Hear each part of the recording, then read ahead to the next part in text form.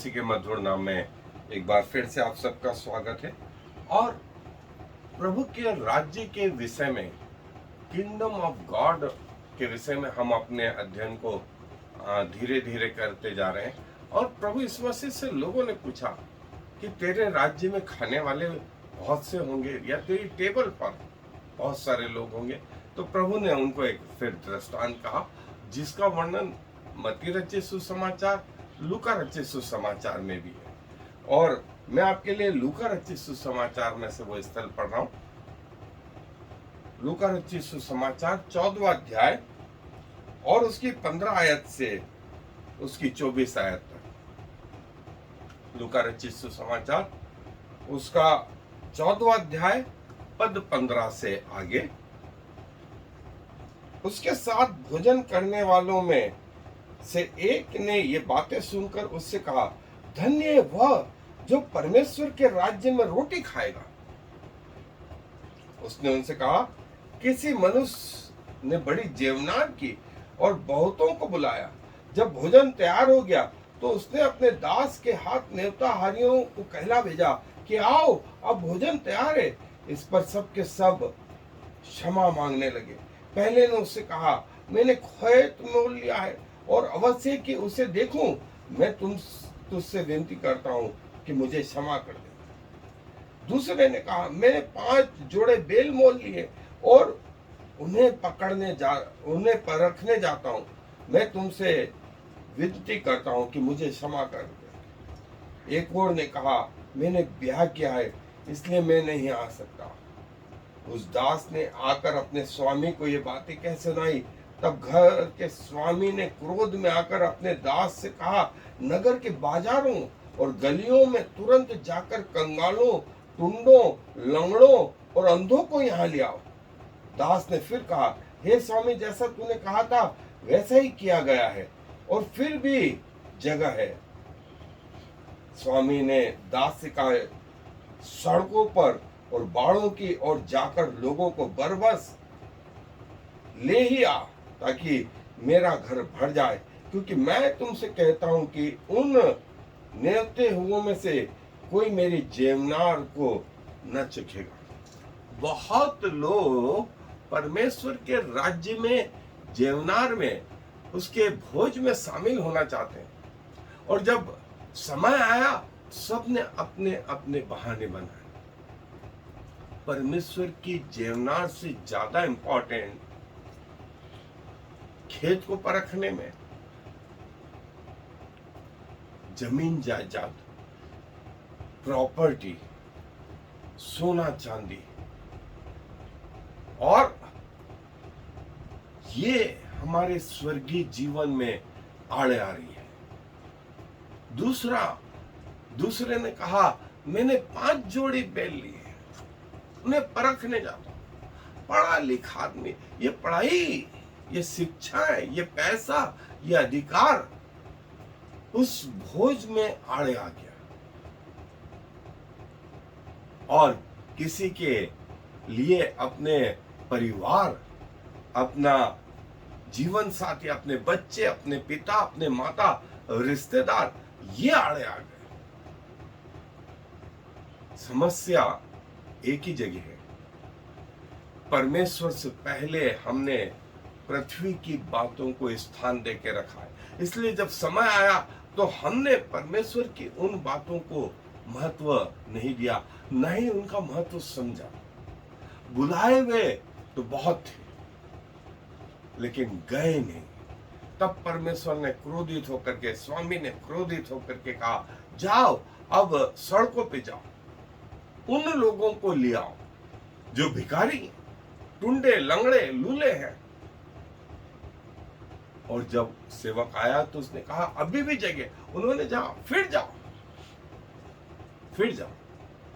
और जितने तुझे मिले उनको बरबस लिया कि मेरा घर भरा रहे।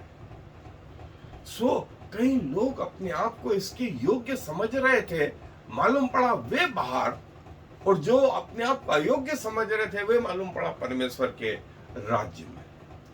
कहीं पहले हैं जो पिछले होंगे, और जो पिछले हैं वो पहले होंगे। कईयों को हम जिनकी अपेक्षा करते हैं कि वे स्वर्ग में होंगे, मालूम पड़ा वो है ही नहीं। या जिनको हम सोचते हैं वो फ्रंट लाइन में होंगे, मालूम पड़ा वो बैक लाइन में। और जो बैक लाइन में है, मालूम पड़ा वे फ्रंट लाइन में। प्रभु यीशु मसीह ने ये उदाहरण देकर समझाया, ये उदाहरण देकर समझाया। सो परमेश्वर के राज्य में भोज करना एक सौभाग्य की बात है। मतलब भोजन तो है, और प्रभु यीशु मसीह ने कहा कि मेरा शरीर वो भोजन है। अब जब तक मैं अपने परमेश्वर के राज्य में न खाऊंगा, तब तक ये इस भोजन को भी नहीं लूंगा। और ये दाख मधु मेरे लहू में नहीं वाचा है, मेरे पिता के राज्य में जब तक नहीं पीऊंगा। और मेरे स्मरण के लिए यही क्या। सो ये वो डाइनिंग टेबल, ये बैंक्वेट, ये वो भोजन की टेबल जिस पर कई लोग होंगे और कई लोग नहीं होंगे। सो बाइबल इस विषय में बहुत कुछ बताती। आए अपने अध्ययन पे चल। सो जैसा प्रभु यीशु मसीह ने कहा, जब उनसे पूछा गया कि धन्य है वे जो तेरे राज्य में भोजन खाएंगे, तो प्रभु यीशु मसीह ने ये उदाहरण जो हमने अभी देखा कि बहुत से लोग अपने आप को योग्य तो समझते थे, वे स्वामी के दास भी थे, लेकिन मौका आया तो सबने अपने अपने बहाने बनाए। और यही वो उदाहरण प्रभु यीशु मसीह दे रहे थे कि स्वर्ग के राज्य में जो है, जैसा मत्ती रचित सुसमाचार में प्रभु भोज के विषय में, मरकुस रचित सुसमाचार में प्रभु भोज के विषय में प्रभु ने कहा कि मैं जब तक अपने पिता के राज्य में नया ना पीऊं, तब तक न ये रोटी खाऊंगा, न ये दाख मधु पीऊंगा। और पहला कोरिन्थियों 11वां अध्याय 26वीं आयत में भी इसी बात को बताया गया। और जो यहूदी लोग थे, वे एक बड़ा एक्सपेक्टेशंस रखते थे। और यशायाह ने जो है अंत के दिनों में क्या होगा इसकी भविष्यवाणी करी, और लिखा है कि सारे परमेश्वर के लोगों के लिए जो है भोज तैयार किया, और ये सब लोगों के, और जो है सारे राष्ट्र उनके लिए। लेकिन जो दुष्ट हैं उनको बाहर कर दिया गया। सो पुराने नियम में जो बात कही गई थी, वो हम नए नियम में जो है फुलफिल होते हुए देखते हैं। और सबसे अंतिम भोज जिसके बारे में प्रकाशित वाक्य के 19वें अध्याय में 6 से 9 आयत में, धन्य है वे जो मेमने के ब्याह के भोज में बुलाए गए, नया आकाश और नई पृथ्वी में वे लोग जिनको बुलाया गया वे धन्य हैं। और जो है प्रभु से यही बात जो है पूछी गई कि धन्य है वो जो तेरे राज्य में खाना खाएगा। तब प्रभु यीशु मसीह ने जो है यही कहा, और प्रभु ने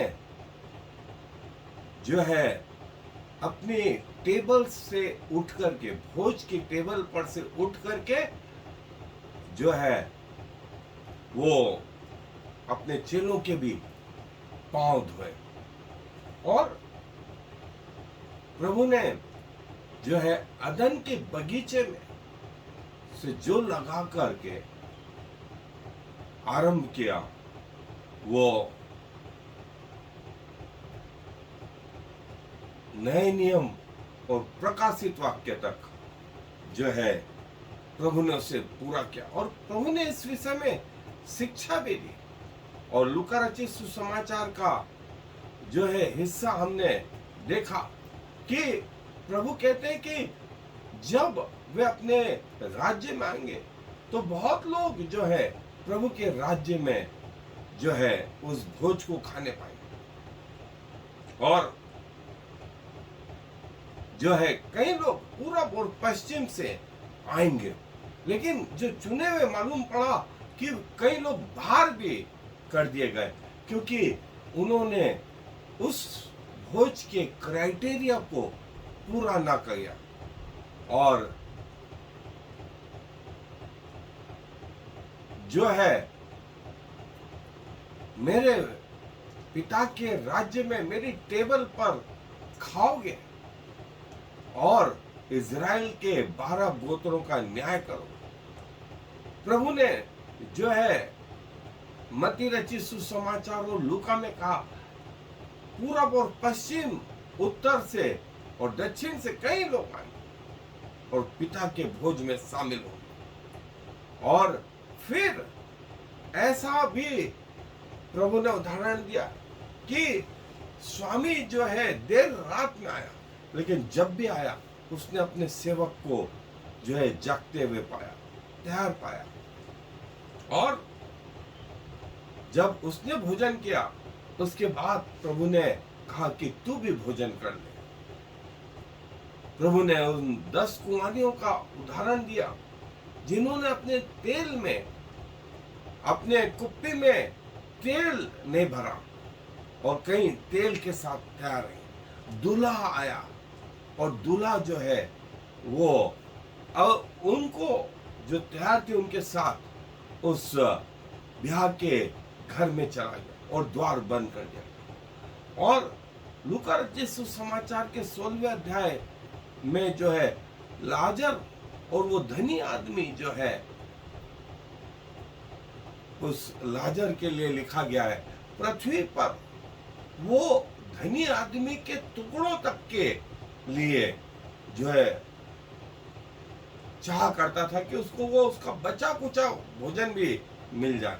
लेकिन स्वर्गीय जीवन में धनी आदमी ने कहा, मैं इस ज्वाला में तड़प रहा हूं, एक बूंद पानी की लाजर को भेज के अपनी उंगली का सीरा पानी में डुबोकर मेरी जीभ को ठंडी कर दे, एक बूंद। और प्रभु यीशु मसीह बहुत सारे बातों को कहते हैं कि जगत के अंत में प्रभु अपने दूतों को भेजेगा कि वे यहां से वहां तक कटनी करें। और फिर प्रभु प्रकाशित वाक्य में जो है कहते हैं कि धन्य है वे जिसके कान हो वो सुन ले कि आत्मा कलीसियाओं से क्या कहता है। मैं उसको जीवन के पेड़ में से जो परमेश्वर के स्वर्गलोक में है खाने को दूंगा। मैं उसको जीवन के पेड़ में से खाने को दूंगा।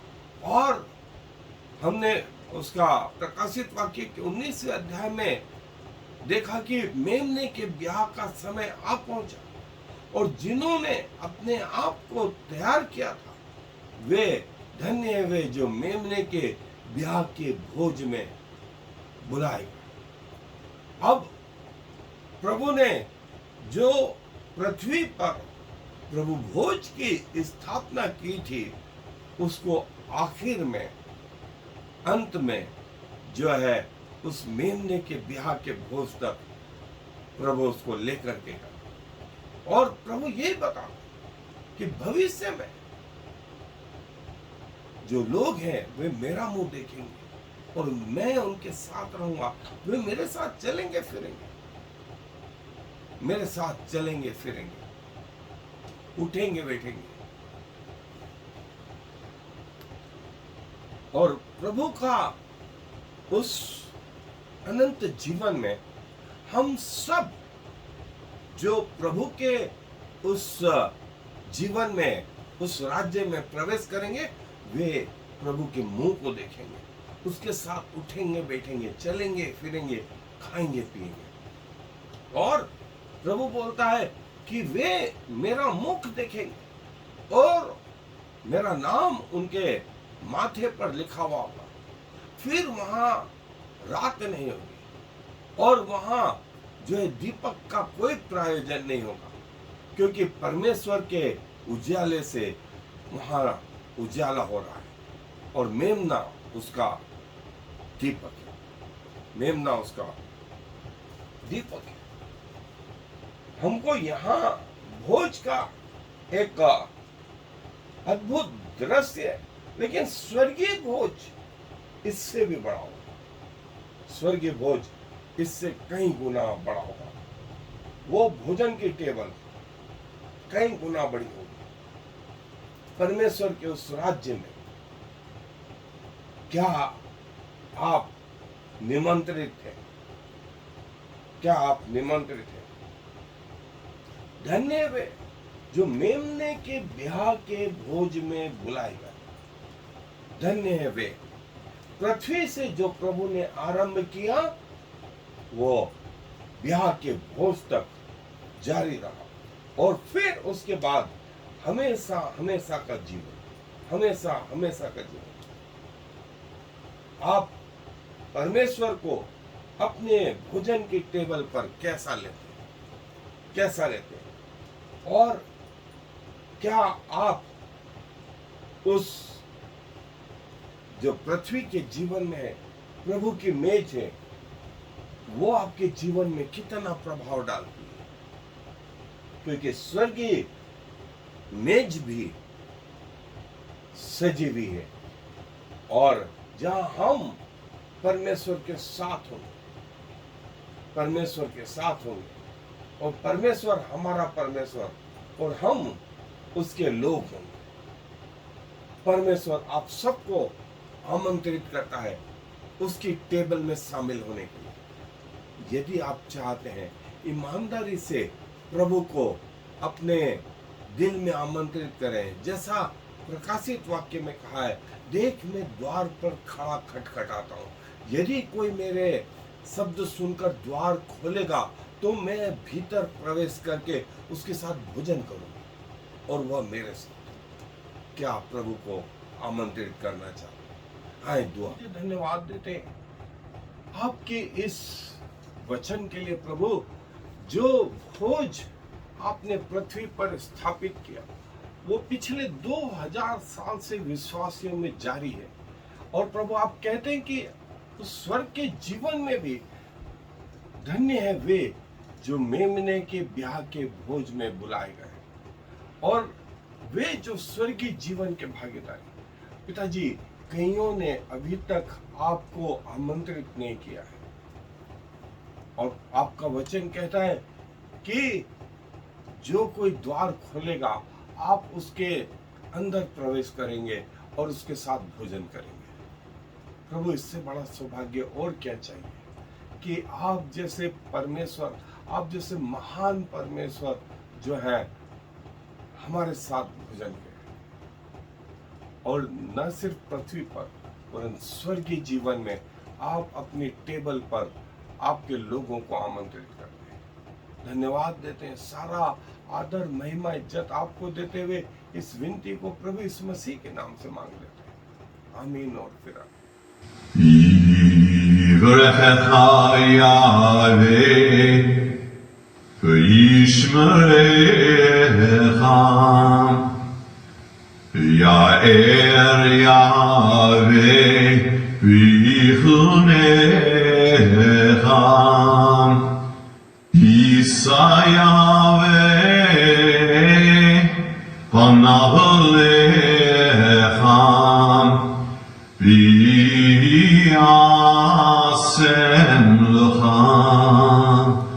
Shalom.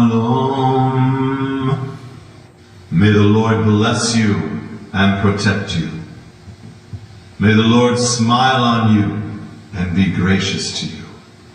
May the Lord show you his favor and give you his peace.